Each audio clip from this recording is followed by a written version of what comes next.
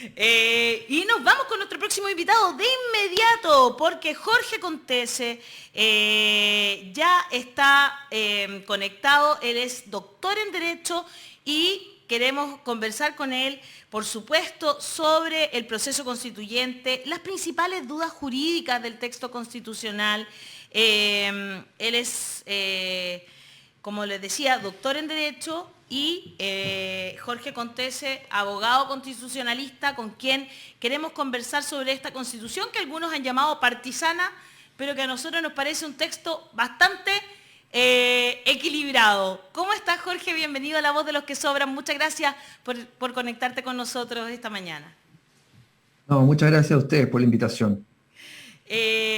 Parto por preguntarte al tiro, pues, porque a algunos les ha dado con llamarlo la Constitución partisana. ¿A ti qué te parece que se utilice ese concepto para esta propuesta de nueva Constitución? Lo que estamos viendo es la utilización de muchas etiquetas, de distintos conceptos y probablemente esto sea creciente, ¿no? Se habla de constitución partisana, constitución de revancha, constitución indigenista, y yo creo que eso lamentablemente está acá para quedarse, que tiene que ver con la discusión, el debate, en un proceso que es polarizado, que es convulsionado, como son los procesos constituyentes por lo demás. En el caso nuestro, sumado a lo que fue, por supuesto, la crisis política y social de 2019, posteriormente con la crisis sanitaria que no ha terminado. Entonces, la verdad es que es difícil que no sea así, dado el contexto, ojo, no solo en Chile, en el mundo que estamos viviendo, de polarizaciones, de unos debates públicos que están radicalizados, y por lo tanto, para mí, digamos, más allá de la etiqueta, que creo que los especialistas en Derecho Constitucional tenemos poco que decir ahí, más que ustedes que son especialistas en comunicaciones, podrán analizar eso con más propiedad. Creo yo que es parte de lo que vamos a estar viendo en el mes y medio que queda, ¿no? Para darlo vuelta, no es una constitución partisana en el sentido de que lo que hace el texto, la propuesta, es como decía recién el alcalde, ¿no? Tiene una virtud de sentar las bases de la distribución del poder de una forma que es, creo yo, radicalmente democrática y radicalmente en un buen sentido. Es decir, se toma en serio lo que es la desconcentración y la descentralización del poder, se toma en serio, aunque a mi juicio no fue todo lo lejos que podría haber ido, lo que es la distribución de las competencias entre los poderes políticos, y así con una serie de órganos, no sé lo que ustedes quieren conversar, pero decir partisana me parece a mí que tiene que ver con la discusión acalorada y no tanto con lo que necesitamos hoy día, que es aspirar a una reflexión, ojalá un poquito más reposada de lo que es la propuesta. Que entremos en materia, ¿verdad? Que eso me parece muy bien, Hassan. No, yo antes de entrar en materia quería insistir un poquito en este punto de la palabra partisana, porque no, esto de una constitución partisana no es solamente una etiqueta, que concuerdo, por supuesto, que es parte de esa discusión más bien acalorada, propia de una elección democrática, donde siempre hay mucha bulla, digamos, mucho ruido de fondo, pero hay un punto importante que se ha repetido mucho más allá de esa palabra polémica específica, que es esta idea que la Constitución tiene que ser la casa de todos, que la institucionalidad no puede tener un sesgo a favor de un grupo específico de la sociedad, y se están argumentando que ese texto, este nuevo propuesta de Constitución, sí es una propuesta donde la institucionalidad protege un sector político, un grupo específico. Por supuesto que se puede responder que la Constitución de 80 es también algo que protege un grupo específico, pero la idea que supuestamente hicieron la inversa, protegiendo otro grupo y de esa forma están haciendo algo igualmente politizado, en mal sentido, es una crítica que creo que hay que hacerse cargo. ¿No es cierto, profesor? Absolutamente. Y ahí tú dijiste varias cosas. Creo yo, lo primero es, una constitución efectivamente tiene que ser un texto, voy a decir algo al respecto, la constitución es más que un texto, pero partamos con el texto. que permita que, digámoslo así, gobiernos de signos distintos puedan desplegar sus programas políticos.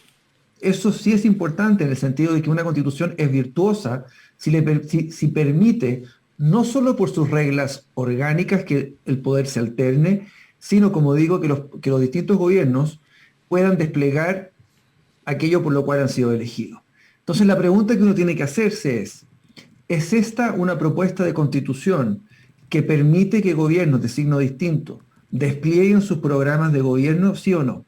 Y la respuesta a esa pregunta me parece a mí que es inequívocamente sí. Y en ese sentido, lo que yo decía recién, es radicalmente democrática en la distribución de poderes, pero acá es importante porque esta idea de la casa de todos, una constitución que nos una, lo que realmente puede unir a una sociedad tan fracturada como ha sido la sociedad chilena en los últimos años, de nuevo con las crisis recientes, pero esto trasciende, ¿verdad? Hay que recordar nada más lo que fue ese importantísimo informe que sacó el Programa de Naciones Unidas para el Desarrollo en 2017, Desiguales, en que se develó esta forma en que la sociedad chilena, o buena parte de ella, la mayor parte de ella, vive situaciones de discriminación y, digámoslo así, de alienación. Entonces, ¿qué es lo que puede unir? El texto, el proceso convulsionado que acabamos de cerrar, o, y acá es donde quiero poner el énfasis, la práctica constitucional que se inaugura a partir de un texto. Nosotros lo que hemos vivido en Chile, los últimos 40 años, es una práctica constitucional que se inaugura con un texto que es por supuesto ilegítimo, que fue impuesto, eso ya lo sabemos. Pero la práctica es la que nunca fue capaz de legitimar ese texto inicial. A diferencia de lo que pasó en otros países, por ejemplo en Alemania, en que se impone una constitución, pero la práctica subsiguiente la legitima. Y ese es, creo yo, el problema que yo quisiera llamar la atención. La pregunta es, la propuesta de nueva constitución, el texto, ¿es un texto que será capaz de inaugurar una práctica constitucional virtuosa, de manera que una sociedad que está fragmentada, que ha pasado por crisis importantes, estamos todavía en crisis de cohesión social, pueda finalmente empezar a trabajar en conjunto para eventualmente estar más cohesionada, para eventualmente estar más unida y eventualmente entonces entender la Constitución como una que une a esa sociedad? Porque la Constitución, insisto, es más bien la práctica que se origina a partir de un texto. Y como yo lo comentaba con algunos especialistas en Derecho Constitucional hace algunas semanas, hubo un seminario acá en Santiago de Teoría Constitucional, y un profesor de la Universidad de Buenos Aires me decía, lo interesante es que el proceso chileno, al ser tan democrático, tan inclusivo, es uno que podría, no como otros, aspirar a fundar una práctica constitucional virtuosa. Y entonces nos preguntaremos, de acá a 5 años, si conversamos, cómo nos está yendo de aprobarse el texto, por supuesto, con esta forma de entender las relaciones sociales tanto entre ciudadanos como entre los ciudadanos y las ciudadanas y el Estado. Eso es sinceramente algo que cambia bastante en esta Constitución, ¿no? Porque lo estábamos hablando recién con el alcalde. Los gobiernos locales van a tener más poder y también las organizaciones sociales de base van a tener más poder. Vamos a necesitar, o sea, esta democracia que es tan participativa y más radical, digamos, va a necesitar de ciudadanos y ciudadanas mucho más comprometidas y comprometidos, ¿no? Absolutamente. Eso es interesante, ¿no? Claro. Por eso es que, digamos, uno de los cambios importantes que se introducen con este texto, de nuevo, de aprobarse, es la repolitización, lo decía Hassan recién, politización en un sentido que es virtuoso, desde las formas de participación, ¿verdad? En algunos casos incidente, en otros casos incluso vinculante, las fórmulas de democracia directa que se introducen para cosas que van, de nuevo, desde el ámbito comunal, que es, como tú lo sabes muy bien, más acotado en el sentido de que es más cercano, hasta el ámbito nacional constituyente. Esta es una propuesta que permite que la ciudadanía se involucre con iniciativas populares de ley, pero incluso si se organiza pidiendo un cambio constitucional. Eso es algo realmente inédito en la práctica constitucional y está pensado desde el punto de vista, de nuevo, de las formas en que la ciudadanía puede y debe involucrarse políticamente, ¿no? La agencia política, que es algo importante, que es algo difícil, y lo que hace la Constitución, y esto que quiero enfatizarlo, no es forzar esa agencia política, sino permitirla. Pasan. Yo tengo una pregunta acerca de la carta Ricardo Lagos, criticando este proceso. Yo sé, otra vez, que esto es una carta politizada, que está más bien interviniendo en una campaña, pero igual pretende ser un análisis cuasi intelectual. Y uno puede analizar la carta desde el punto de vista, digamos, académico. Y en eso yo creo que hay un error básico que quería preguntar al profesor si está de acuerdo conmigo. Que parte con esta idea que un proceso constituyente debe ser algo que nos une. Y entonces critica este proceso porque no ha sido la casa de todos ese proceso de redacción Es como un eslogan publicitario eso, ¿eh? La casa de todos. Lo que yo digo que es un error intelectual decir que el proceso de redacción de una constitución tiene que ser la casa de todos. La casa de todos sí es el producto final de un proceso.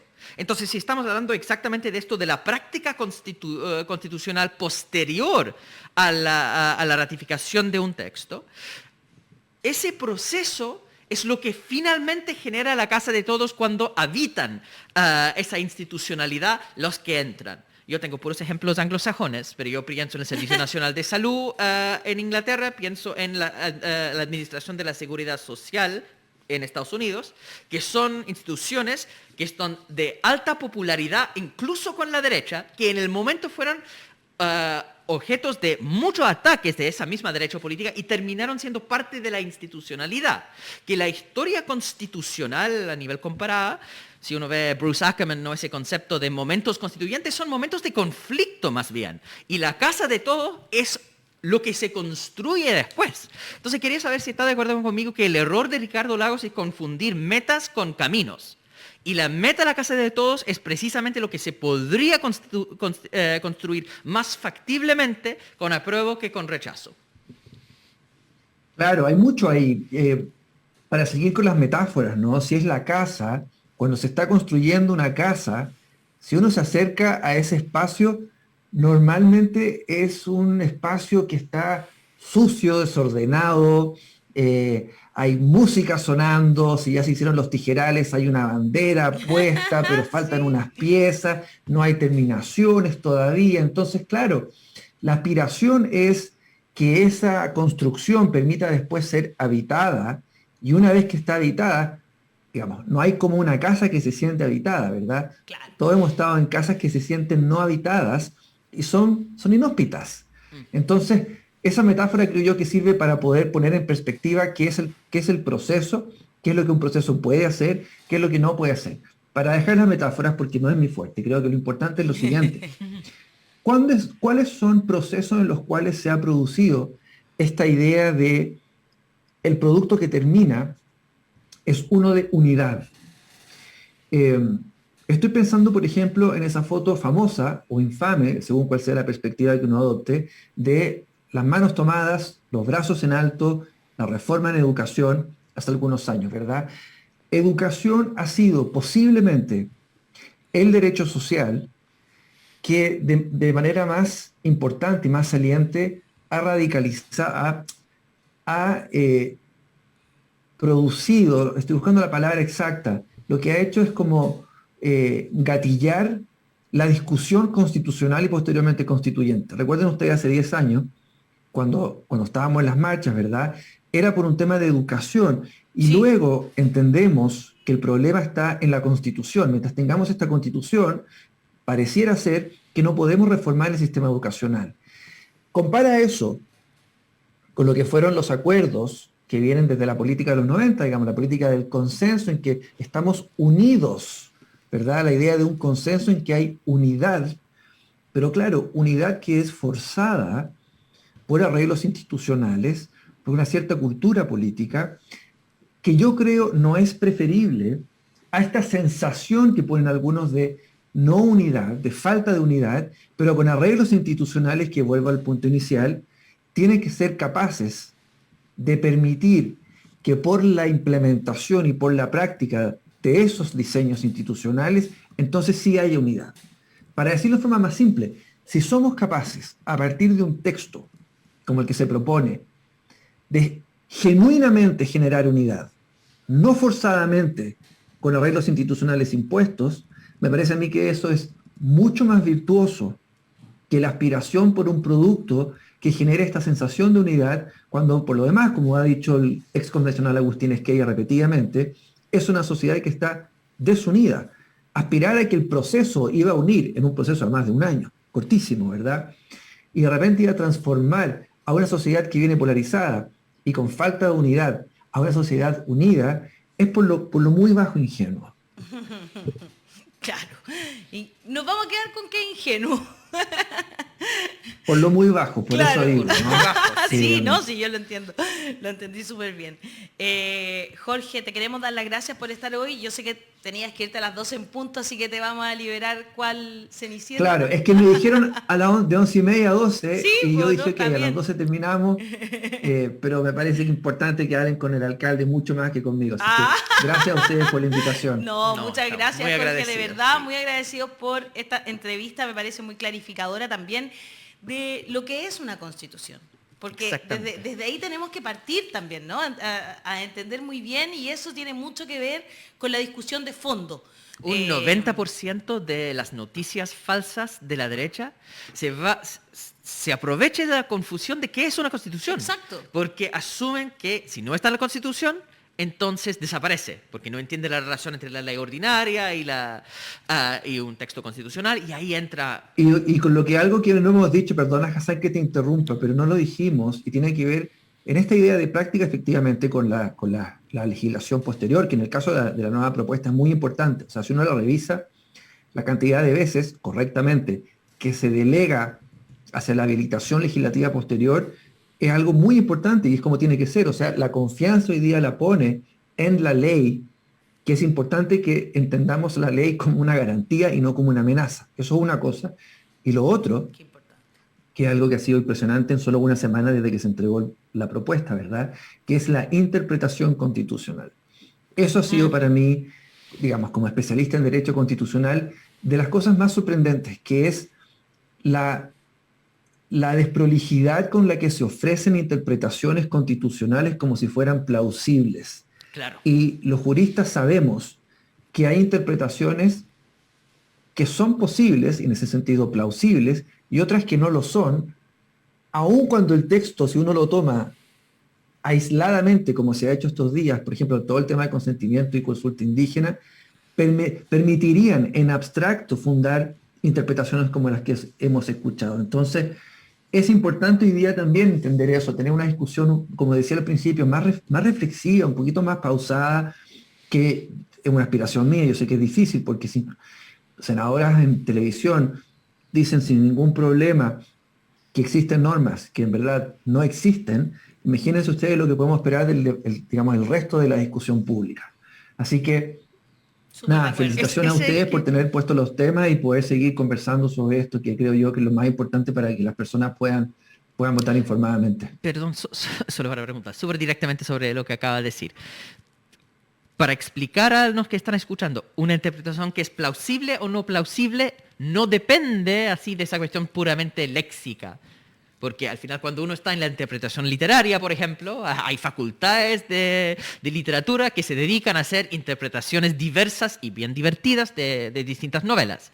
Pero el derecho es una ciencia distinta, una lógica distinta. Entonces, ¿cuál es ese saber especialista en términos de la plausibilidad de una interpretación o no? O sea, incluso dentro del derecho, Hassan, el derecho constitucional tiene normas, reglas. El término técnico es cánones de interpretación, que son incluso distintos a los cánones de interpretación jurídica, por ejemplo, en materia de derecho privado, derecho civil. Entonces, volviendo a ese ejemplo, u otros incluso, si uno toma una disposición aislada y la lee, como digo, descontextualizada, sin entender que la Constitución es un sistema, uno puede fácilmente llegar a interpretaciones que son incorrectas. En materia de vivienda ha pasado eso, en materia de derecho de Consulta protesta, indígena. ciertamente en materia de consulta y consentimiento, ¿no? Es una regla que efectivamente no quedó con una buena redacción, pero tiene que entenderse la interpretación de esa regla en el contexto del capítulo donde está, y el capítulo donde está parte de la Constitución que la lleva, ¿no? que la sostiene. Por lo tanto, si uno hace ese ejercicio, que es un ejercicio que hacemos los juristas todos los días, los abogados, los jueces, los profesores de derecho, entonces entendemos que una interpretación como la que se ha sostenido, por ejemplo, que el consentimiento indígena sería necesario para las reformas constitucionales, más allá de que la norma no existe, como dijo equivocadamente la senadora Jimena Rincón. Más allá de eso, con la norma que existe, uno desde el punto de vista jurídico sabe que es una norma que está puesta en un capítulo específico y que como la regla general que está en el capítulo primero sobre los principios generales, en la regla de consulta, que se repite en varias otras normas de la Constitución y solo en un caso la regla de consentimiento, como digo, los juristas sabemos que las excepciones deben siempre interpretarse de manera restrictiva y por lo tanto el consentimiento solo puede estar establecido de manera restrictiva para el ámbito acotado para el cual ha estado establecido, siendo la regla general, en este caso en particular de lo que estamos discutiendo, la consulta que está dentro de los principios generales. Ahí tienes un ejemplo de cómo funciona la interpretación constitucional. Me encantó, me encantó. De hecho, yo estudié un año de Derecho antes de estudiar periodismo, me acordé mucho de las clases de Derecho Constitucional, Jorge, muchas gracias, de verdad.